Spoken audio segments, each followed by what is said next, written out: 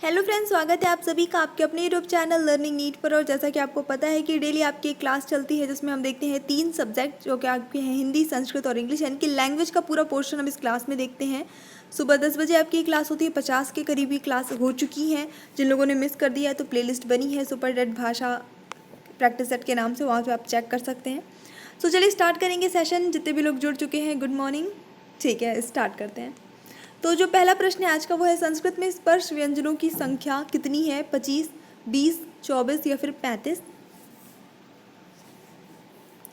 Question confuse करने के लिए भले लिख देता है कि संस्कृत में, लेकिन फैक्ट ये है कि स्पर्श व्यंजनों की संख्या जो है वो टोटल 25 है। चाहे वो संस्कृत में पूछे चाहे वो हिंदी में पूछे, व्यंजन वही है। तो आपको इस चीज़ का ध्यान रखना है। 25 है, जो आपके 5 वर्ग होते हैं, क वर्ग, च वर्ग, इस तरह से, और 5 व्यंजनों का जो सेट होता है वही सारे आपके स्पर्श व्यंजन कहलाते हैं। यह प्रत्याहार में कुल कितने वर्ण हैं? 26, 28, 23 या फिर 29? यहाँ मैं बता दूँ, इस तरह के प्रश्न करने के लिए आपको माहेश्वर सूत्र याद होने चाहिए। सही उत्तर जाता है इस प्रश्न के लिए आपका ऑप्शन नंबर डी, 29। वधूत्सव में संधि विच्छेद होगा क्या? वधूधन उत्सव, वधूधन उत्सव, वधूधन स्व या फिर वधूधन स्व?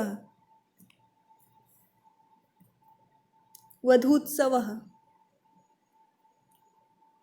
सही उत्तर जाता है इस प्रश्न के लिए। बिल्कुल आपका सबका सही ऑप्शन नंबर ए हो जाता है। वधूधन उत्सव बनेगा आपका वधूत्सव, ये बन जाएगा। तो यहाँ पे आपका ऑप्शन नंबर ए सही है, सबका सही है वाला।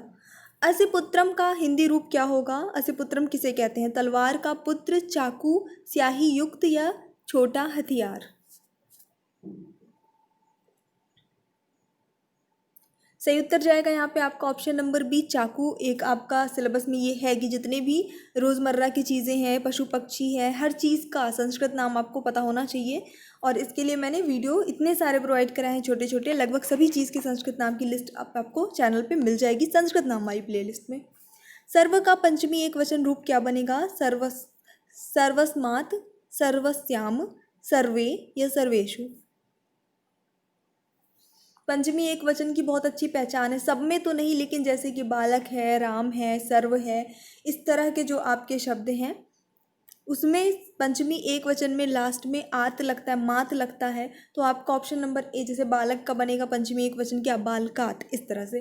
तो ऑप्शन नंबर ए सही हो जाता है, सर्वस्मात्। रमा शब्द का षष्ठी बहुवचन रूप क्या है? रमाभ्यः, रमाणाम, रमत्सु, रमाः। सेम चलता है षष्ठी बहुवचन वैसे भी सभी में। तो बिल्कुल उत्तर यहाँ पे जो सही हो जाता है आपका ऑप्शन नंबर बी हो जाएगा, रमा डाम। जिन लोगों को नहीं याद होता है किस ट्रिक से आप पहचानेंगे, वो सारी चीज़ें पढ़ाई जा चुकी हैं, प्लेलिस्ट में मिलेगा संस्कृत वाली। भवत्यः शब्द में विभक्ति और वचन है क्या? चतुर्थी द्विवचन, पंचमी द्विवचन, चतुर्थी एक वचन, पंचमी एक वचन?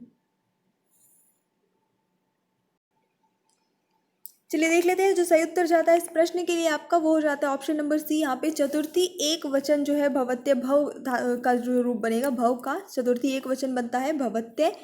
बिल्कुल बिल्कुल सही है, जितने भी लोगों ने सी गेस किया है। चलिए देख लेते हैं इसी के साथ हम हमारा अगला प्रश्न। परस्मै पदम, इस पद में प्रयुक्त समास कौन सा है? नई तत्पुरुष, अलुक तत्पुरुष, कर्मधारय या फिर इतरेतर द्वंद्व? परस्मै पदम।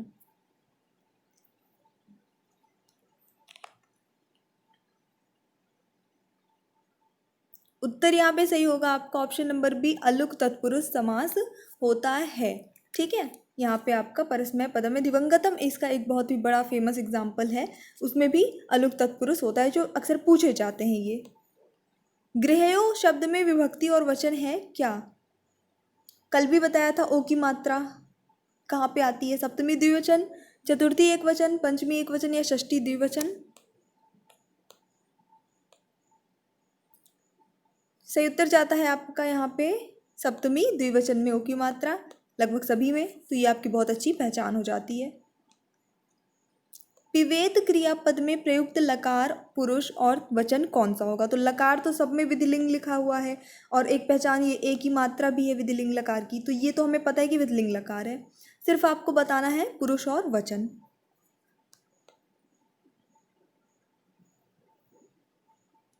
तो यहाँ पे जो सही उत्तर जाता है, बिल्कुल जितने भी लोगों ने ऑप्शन नंबर ए गेस किया है, प्रथम पुरुष एक वचन, बिल्कुल सही है। पिबेत प्रथम पुरुष का एक वचन है। आ जाते हैं हमारे हिंदी वाले पोर्शन में। तो इनमें से कौन सा शुभेच्छु शब्द के समानार्थी शब्द है? शुभचिंतक, हितैषी, शुभाकांक्षी, परोपकारी। समानार्थी हो जो शुभेच्छु का।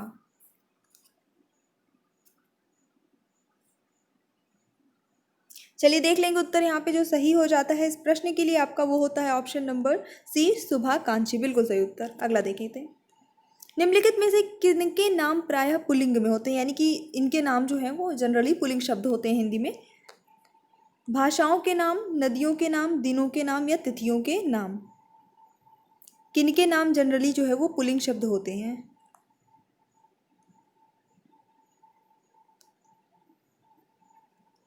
बिल्कुल, तो यहाँ पे सही उत्तर जाता है, देखिए, दिनों के नाम। जैसे दिन होता है सोमवार, मंगलवार, बुधवार, तो आप इनको क्या करते हैं, जैसे सोमवार आएगा, मंगलवार बीत गया, ये आपके सब पुल्लिंग शब्द हैं। अब बात करते हैं तिथि की, तो कि पंचमी तिथि आएगी तब उसका जन्मदिन होगा, मतलब आएगी। तिथियों के नाम बेसिकली हम जो है स्त्रीलिंग में देखते हैं ना, एकादशी है, दशमी है, अष्टमी है, इस तरह से देखते हैं।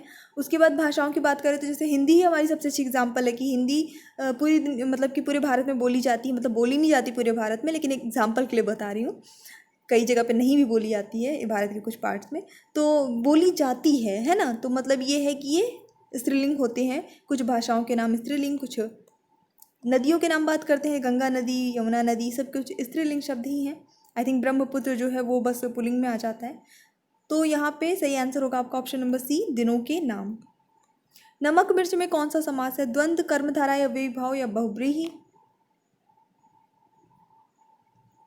तो नमक और मिर्च दोनों पद समान महत्व के हैं, प्रधान हैं। ऑप्शन नंबर ए हो जाएगा, द्वंद्व समास, बिल्कुल सही उत्तर। सभी का सही है ये वाला। Very good. एक बार वीडियो को लाइक कर दीजिएगा प्लीज़, लाइक से बहुत अच्छा लगता है, मोटिवेशन मिलता है, एक पॉजिटिविटी आती है कहीं ना कहीं, तो प्लीज़ कर दिया करिए। मैंने एक कृशकाय व्यक्ति को देखा। वैसे कृशकाय मतलब बहुत विशाल व्यक्ति हो, है ना। तो कृश शब्द का उचित विलोम आपको यहाँ पे चुनना है। स्थूल, दृढ़, हिष्टपुष्ट, कठोर। विलोम यानी उल्टा।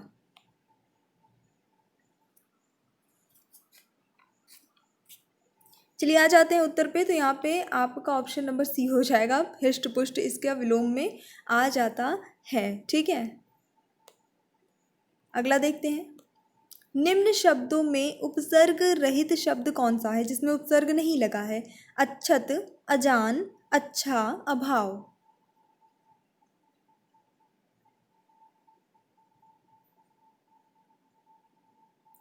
तो उत्तर यहाँ पे सीधा सीधा आपका ऑप्शन नंबर सी हो जाता है, अच्छा हो जाएगा। ठीक है, जिसमें कोई भी उपसर्ग नहीं लगा। इसमें अच्छ जो है उपसर्ग लगा हुआ है, इसमें अ लगा है, इसमें अ लगा है, इसमें कोई सा नहीं लगा है। अच्छा अपने आप में पूरा शब्द है। शिथिल के पर्यायवाची शब्द कौन से हैं जिसके तीनों शब्द शिथिल के पर्यायवाची हों? वीर बहादुर योद्धा, विनम्र शिष्ट सुशील, सुस्त ढीला धीमा, प्रचुर बहुल शक्तिहीन आई मीन। तो शिथिल का सही उत्तर होगा सुस्त, ढीला, धीमा, ये इसके सभी पर्यायवाची शब्द हैं। निम्नांकित में से कौन सा विकल्प विलोमार्थी नहीं है, यानी आपस में विलोम शब्द नहीं है? निंदा, परनिंदा, प्रफुल्ल, म्लान, मूक, वाचाल, या फिर ये सभी? हमें पता है मूक और वाचाल आपस में क्या है, विलोम शब्द हैं। तो अगर ये है विलोम शब्द, ये आंसर नहीं होगा। जब ये नहीं होगा तो ये सभी वाला ऑप्शन अपने आप कट जाता है। अब बचते हैं दो, इसी में फटाफट से गेस कर लीजिए। तो यहाँ पे निंदा, पर निंदा आपस में विलोम शब्द नहीं है। निंदा मतलब क्या होता है? बुराई करना, किसी की निंदा किसी भी रूप में करना। और पर निंदा मतलब दूसरे की निंदा करना। बात तो वही हुई ना। तो ऑप्शन नंबर ए जो है ये आपस में विलोमार्थी नहीं है। समोच्चारित भिन्नार्थक शब्द नहीं है इनमें से कौन? समुच्चारित भिन्नार्थक शब्द क्या होते हैं? जिनका उच्चारण जो है सेम हो लेकिन उनका जो अर्थ है वो अलग आए थोड़ा। तो जरा जरा, शंकर संकर, शील शील, पृथक पृथक। काफ़ी आसान है, बिल्कुल आपका ऑप्शन नंबर डी हो जाएगा, पृथक पृथक। दोनों एक ही शब्द हैं, भिन्नार्थक नहीं है ये। ठीक है, समुच्चारित तो चलिए ठीक है, वो शब्द ही एक ही है, लेकिन विन्नार्थक नहीं है। बिनु पद चले सुनई बिनु काना, कर बिनु करम करे विधि नाना। ध्यान से पढ़िएगा। आनन रहित सकल रस भोगी, बिनु वाणी वक्ता बड़ जोगी। कौन सा अलंकार है? इस अलंकार से एक प्रश्न क्योंकि आता है, तो देख लीजिए यहाँ पे और ऑप्शंस और गैस कर लीजिए।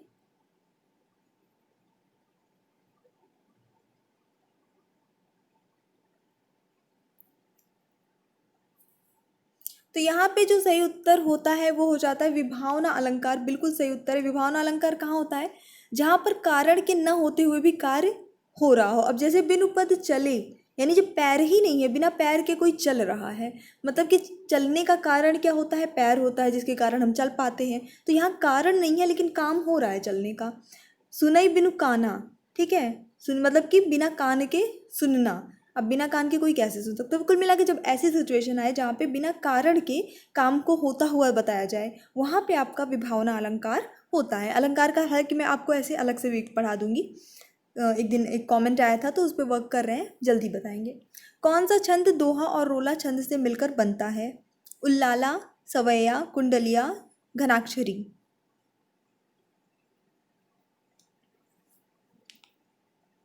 चलिए देखेंगे क्या उत्तर सही होता है आपका। और कुंडलिया ऑप्शन नंबर सी बिल्कुल सही उत्तर जाता है। सभी ने, जितने भी लोगों ने सी गेस किया था, सही है। अभी आएंगे हम थोड़ा इंग्लिश वाले पोर्शन पे, और इंग्लिश वाले पोर्शन के बारे में बता दें कि आज जो है वो है एरर फाइंड करने वाले क्वेश्चन। ये पूरी तरह से इसमें एक्चुअल आप कितनी इंग्लिश आपकी अच्छी है, ग्रामर कितनी अच्छी है, ये यहीं से पता चलता है। इसी पोर्शन में एकदम सही परीक्षा होती है इस बात की। इसके साथ ही मैं बता दूं कि सुबह जो करंट अफेयर का वीडियो अपलोड किया था उसका नोटिफिकेशन नहीं गया है, तो प्लीज़ आप जाके चेक कर लीजिएगा। चलिए आ जाते हैं, सारे क्वेश्चन आपके एरर वाले रहेंगे। The captain along with his team are practising very hard for the forthcoming match. यहाँ पे आपको बताना है कि कौन से हिस्से में किसी भी तरह की ग्रामर से रिलेटेड त्रुटि है। अगर लगता है कि सब सही है तो ये डी वाला नो एरर आपको फाइंड करना है। सभी क्वेश्चन में यही करना है।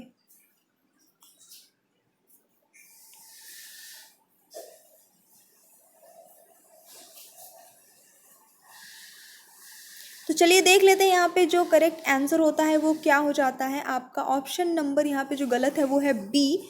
क्यों गलत है? यहाँ पे आर लगा है, आर की जगह यहाँ होना चाहिए इज। क्यों होना चाहिए ये भी देखेंगे।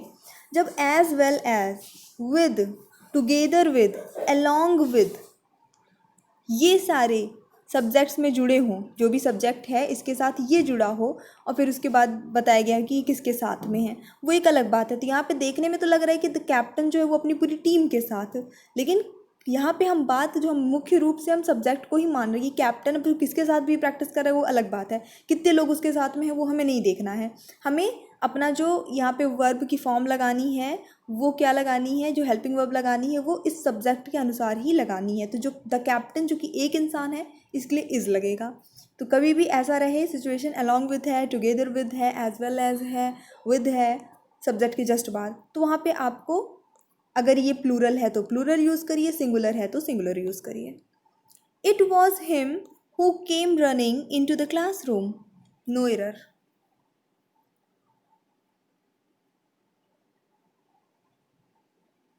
It was him who came running into the classroom. ये वह था जो क्लास में दौड़ता हुआ आया। तो यहाँ पे बिल्कुल आपका ऑप्शन नंबर ए वाला गलत है। एक्चुअली यहाँ पे ही नहीं, ही आएगा, क्योंकि यहाँ पे नॉमिनेटिव यूज़ होगा। नॉमिनेटिव सिचुएशन में क्या होता है, ये हिम नहीं लगेगा, यानी कि जो ऑब्जेक्ट के रूप में हम जो यूज़ करते हैं वो नहीं लगेगा, बल्कि सब एज अ सब्जेक्ट ही यहाँ पे प्रयुक्त होगा। तो उसके लिए यानी किसी लड़के के लिए वह बोलना जाना है तो वहाँ पे एज अ सब्जेक्ट हम ही यूज़ करते हैं, तो हम ही का ही यूज़ करेंगे। ध्यान रखिएगा, कभी इट वॉज फिर उसके बाद जो भी लिखा होगा तो वो ही, शी ऐसा रहेगा आपका। नॉमिनेशन में ऐसा सिचुएशन में जाएगा आपका सब्जेक्ट के फॉर्म में। The capital of Yemen is situating 2190 metre above the sea level. No error.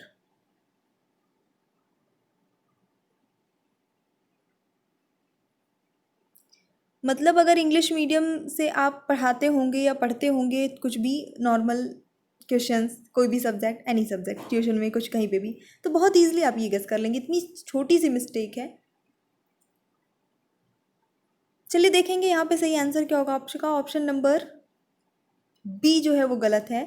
Situating नहीं, सिचुएटेड होता है। वर्ब की थर्ड फॉर्म का यूज़ होता है जब, जैसे हम लोग कहते हैं कुछ भी चीज़ यहाँ पे स्थित है, हिंदी में आप क्या कहते हैं वो चीज़, जैसे कि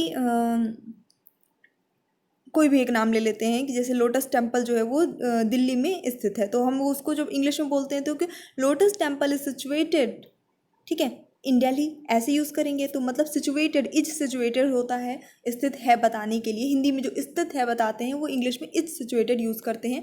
रटा रटाया सेंटेंस है, हर जगह यूज़ होता है। Ram was senior to Sam in college. Ram was senior to Sam in college. Ram जो है वो सैम से कॉलेज में सीनियर था। तो यहाँ पे एक्चुअली कोई एरर नहीं है, बिल्कुल सब कुछ सही है, तो ऑप्शन नंबर डी सही हो जाता है। सीनियर जूनियर इसके बाद टू ही लगता है, सही है सब कुछ। Supposing if it rains what shall we do. मान लो कि अगर बारिश होने लगे, बारिश हो जाए, बारिश हो रही होती, हो जाए, आई मीन नॉट होती, तो हम क्या करेंगे। बोलने का प्रयास यही कुछ किया जा रहा है।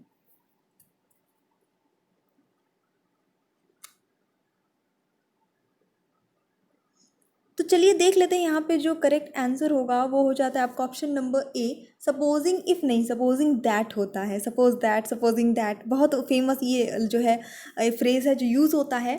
सपोजिंग दैट का यूज़ हम किस लिए करते हैं, किसी को कोई भी सिचुएशन को इमेजिन करना या प्रिटेंड करने के लिए हम ये यूज़ करते हैं। तो जब कभी भी ये लगा है सपोजिंग दैट, तो उसके बाद हम जो कुछ बोल रहे हैं तो इसका मतलब ये है कि ऐसा मान लो, ऐसा इमेजिन करो, ऐसा सपोज करो, ये कहना चाह रहे हैं। आ जाएंगे नेक्स्ट 6 नंबर क्वेश्चन में। The railways have made crossing the tracks a punished offence. मतलब कि रेलवे ने, जो लोग पटरी या ट्रैक वगैरह क्रॉस कर लेते हैं ऐसे ही बीच से उतर के, तो उसको जो है एक दंडनीय चीज़ बना दिया है कि उस पर दंड मिलेगा, ऐसा करके। चलिए देखेंगे उत्तर क्या होता है इस प्रश्न के लिए आपका सही। तो यहाँ पे देखिए द रेलवे हैज़ मेड ये लिखा हुआ है, तो वहाँ पे आपका पनिशेबल ऑफेंस होना चाहिए, दंडनीय, क्योंकि जब मैंने हिंदी में बोला दंडनीय तो उसको इंग्लिश में आप बोलेंगे पनिशेबल, पनिश्ड नहीं बोलेंगे। पनिश्ड मतलब तो दंड दिया है ना, ये हो जाएगा। पनिश का जो है सेकंड फॉर्म हो जाएगा या थर्ड फॉर्म भी हो सकता है। तो यहाँ पे पनिशेबल ऑफेंस होना चाहिए, दंडनीय मतलब पनिशेबल। छोटी छोटी चीज़ें हैं, इसका ध्यान रखना है कहाँ पे वर्ब के रूप में यूज़ हो रहा है, कहाँ किस रूप में यूज़ हो रहा है। A member shall be required to pay interest at such rate as fixed by the committee.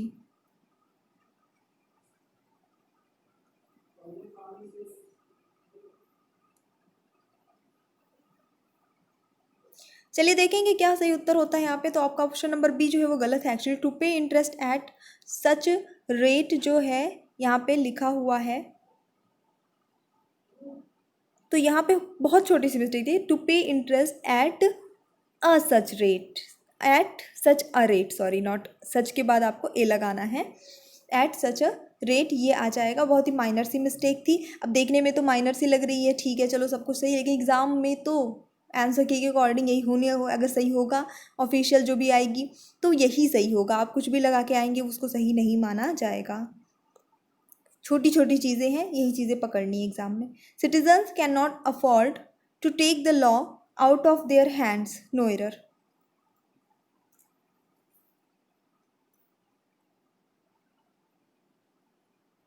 चलिए देख लेते हैं कि आंसर क्या होता है आपका। Option number C, out of their hands, ये जो है यहाँ पे नहीं होगा।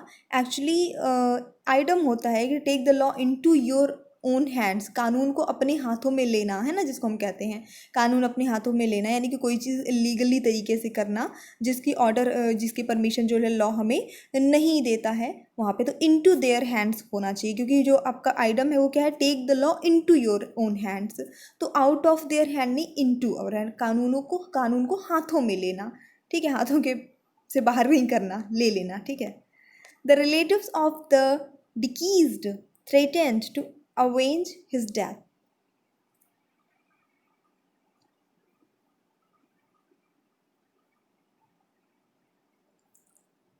चलिए देखेंगे, यहाँ पे कोई एरर ही नहीं है तो फिर क्या बताएं, ऑप्शन नंबर डी हो जाता है, कोई एरर नहीं है, सब सही है। नेक्स्ट देख लेते हैं। The manager put forward a number of criterions for the post.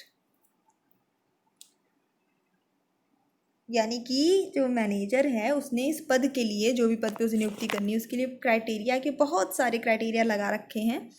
शायद मैंने कहीं ना कहीं आपको आंसर ही बता दिया है। नंबर ऑफ यानी कि बहुत सारे उसने जो है बना रखे हैं कि ऐसा होना चाहिए वैसा होना चाहिए।